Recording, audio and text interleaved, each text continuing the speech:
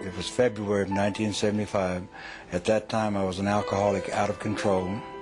I was also using recreation drugs, but primarily alcohol was my drug of choice.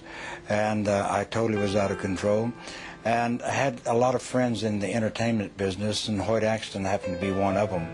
Ringo Starr and a bunch of people, and so they were having a TV special on the West Coast. And so Hoyt had called me and asked me if I would like to go or come out. And I told him, yeah, I'd love to, because I knew there was going to be a lot of booze, I knew there was going to be partying, and while they were doing their special, I was doing my thing. And so after about 3 or 4 days out there, I became ill, and by ill I mean I had a severe pain in my abdomen. I flew into Oklahoma City and called a senator friend of mine and told him I had to have a car because I was ill, I was sick. So they sent a car and they took me home, and I checked into the hospital at Wadley Hospital in Texarkana in February of 1975. I checked in with electrolytes, which means my potassium, my chlorides, and various chemicals were so far out of balance that they had to give me IVs to build me up. Now, at that time in my life, I was an atheist. I was a hardcore atheist and was living for myself. Atheists are self-centered, and they live for themselves. And this is where I found myself in 1975 in the hospital. And they took 3 days, and then they operated me. And when they operated me, I found myself in intensive care. I woke up on a respirator, which means they were breathing for me.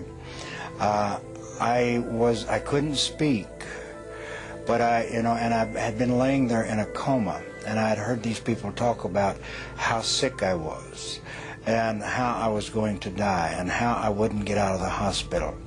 And at that time, my hair was very, very long, because I just wore my hair long. And I heard one guy say, his hair is long, and another guy said, not nearly as long as it's going to be before he gets out of here. And a third voice said, he's not going to get out of here, he's going to die. And after 3 days, I could breathe on my own. And I remember my doctor, my surgeon, a guy by the name of Donald Duncan, he told me, he says, Don, if you have anything to get right, if you have anything to get signed, you get it done, because we're not sure. We're not sure how long you have. So I knew, see, I had a condition that was called acute hemorrhagic necrotic pancreatitis. You don't live with this disease. Now, you can live with pancreatitis.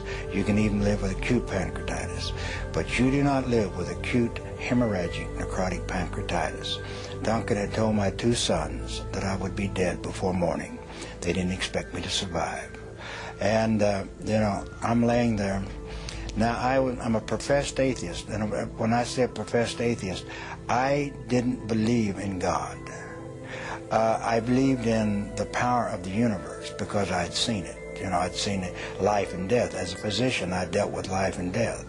I believed in something, but don't talk to me about God, and surely don't talk to me about a resurrection or a virgin birth or this type of thing, because I am in research science. PhDs in research science, the majority of them do not believe in God. They do not believe in a supreme being. They believe, and they're beginning now to believe that there is order in the universe, because as we get farther and farther along, we see the order. But I was an atheist. Now see, it's very easy to be an atheist when you're successful. You have worked your way from Oklahoma welfare to being one of the most powerful men in your part of the country, one of the most powerful men in the state of Oklahoma in relationship to political.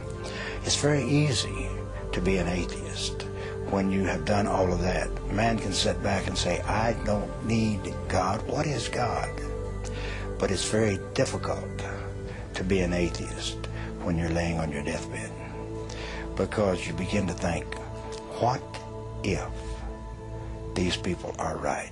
See, there'd been one man by the name of Ron Short that has stood between me and the gates of hell.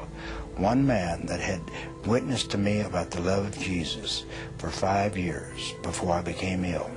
One man. And, I would debate him. And I liked him because he did what he said he was going to do. I mean, he was the only one that I saw that professed to be Christian, that lived what he said he was going to do. And so I really respected him. I didn't believe what he said, but I respected him.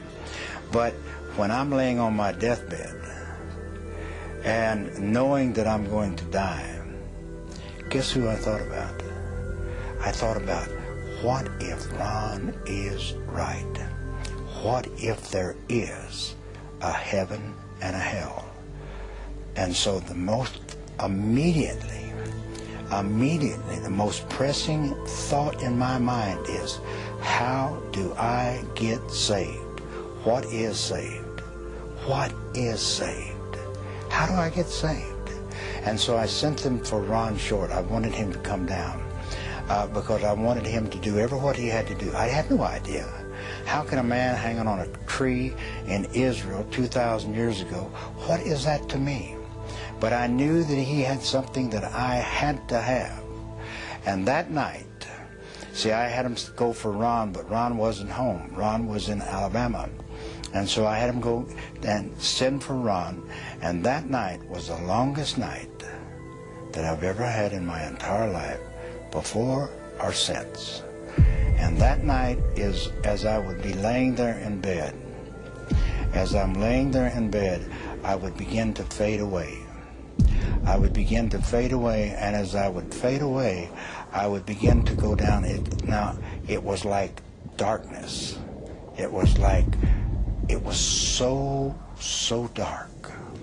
It was like the very darkness just penetrated into your very, very being. And as I left, and I can tell you I left my body because I remember when I came back into my body. You know, I don't know where I was out of my body. Now, there are people that talk about a light. There are people that talk about floating above. There are people that talk about a feeling of warmth and love. I didn't feel any of that. I felt none of that. I felt untold terror. Untold terror. Because I knew that if I ever went all the way, if I slipped all the way, I would never get back. Now, in my beings of beings, I knew that. And so I fought all night long. They told me later on, I not only pulled the mattress cover off of the mattress, I pulled the mattress up on me because I had to stay. I had to wait. I had to wait till Ron got there. Whatever he had to do, I had to wait. But I would, again, and then I would leave, and I would be going down like a deep, deep, dark terror. Now, my skin began to get cold. Now, it's not like cold when you walk out into the air. It's like bone-chilling cold in my lower extremities. And you can feel the coldness begin to come up the legs. And again, I would begin to leave. Now, and I would be in that darkness, and I'd be in that void. And I remember one time entering back in my body, because when I entered my body, it was like, just like that. I felt my body thud. My physical body thud.